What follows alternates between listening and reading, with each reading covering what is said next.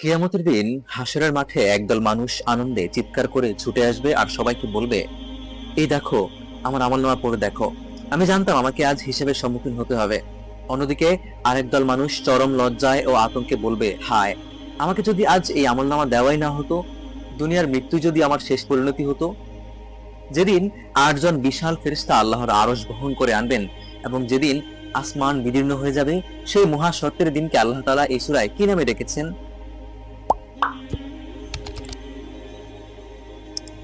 আসসালামু আলাইকুম। শানে নজুল সিরিজের 69তম পর্বে আপনাদের স্বাগতম। আজ আমাদের আলোচ্য বিষয় অত্যন্ত শিহরণ জাগানো মাক্কি সূরা, সূরা আল হাক্কাহ। হাক্কাহ শব্দের অর্থ হলো সুনিশ্চিত সত্য বা অবধারিত বাস্তবতা।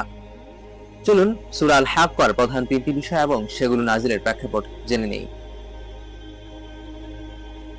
বিষয় 1, অহংকারী জাতিসমূহের ধ্বংসের ইতিহাস। আয়াত 6 থেকে 8।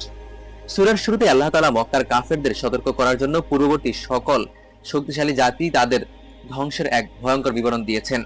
আল্লাহ তাআলা বলেন, আর আজ জাতিকে ধ্বংস করা হয়েছিল এক প্রচন্ড গর্জনকারী ঘূর্ণিঝড় দিয়ে। আল্লাহ তা তাদের উপর চাপিয়ে দিয়েছিলেন টানা 7 রাত ও 8 দিন পর্যন্ত। তখন আপনি সেই জাতিকে এমনভাবে লুকিয়ে পড়ে থাকতে দেখতেন যেন তারা সার শূন্য খেজুর গাছে পড়ে থাকা কাণ্ড। সূরা হাক্কাহ আয়াত 6 ও 7। তাফসীর ইবনে কাসিরে বর্ণিত হয়েছে, আজ জাতি নিজেদের শারীরিক শক্তি নিয়ে চরম অহংকার করত। আল্লাহ তাআলা তাদের অহংকার ভাঙার জন্য এমন এক ভয়ঙ্কর বাতাস পাঠান যা তাদের শূন্যে তুলে আছাড় মারত। তাদের বিশাল বিশাল দেহগুলো মাথা বিচ্ছিন্ন হয়ে খেজুর গাছের গুঁড়ির মতো পড়েছিল। বিষয় 2, আল্লাহর আরশ এবং 8 জন ফেরেশতা। আয়াত 13 থেকে 17। কিয়ামতের দিন মহাবিশ্বের অবস্থা কেমন হবে এবং আল্লাহর আরশের মহিমা কেমন হবে তা আল্লাহ তাআলা এই আয়াতে স্পষ্ট করেছেন।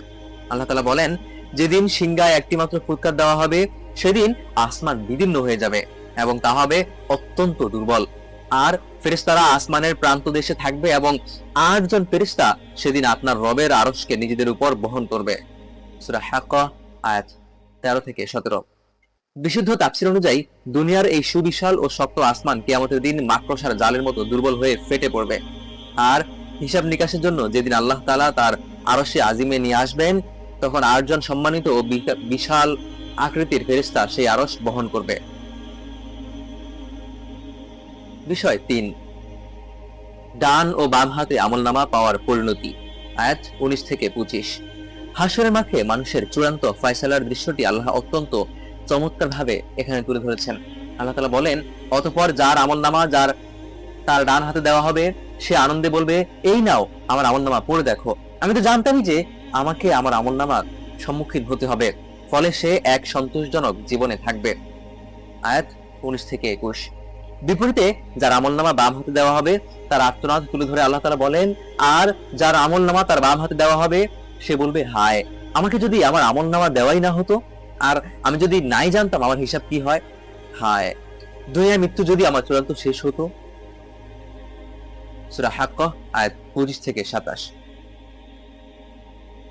বিষয় 4, কোরআন কেন কবির কবিতা বা গণকের কথা নয়। আয়াত 40 থেকে 43। মক্কার কাফেররা নবীজি সাল্লাল্লাহু আলাইহি ওয়াসাল্লাম এর তেলাওয়াত শুনে মুগ্ধ হতো ঠিকই, কিন্তু অহংকার করে বলতো মুহাম্মদ একজন কবি অথবা সে গণক। আল্লাহ তাআলা তাদের এই অপবাদের চূড়ান্ত জবাব দিয়ে নাজিল করেন, নিশ্চয়ই এটি এক সম্মানিত রাসূলের বাহিত বাণী। এটি কোনো কবির কথা নয়, তোমরা খুব কমই ঈমান আনো, আর এটি কোনো গণকের কথাও নয়, তোমরা খুব কমই উপদেশ গ্রহণ করো। এটি তো রাব্বুল আলামিনের পক্ষ থেকে অবতীর্ণ। সূরা আল হাক্কাহ আয়াত 40 থেকে 43।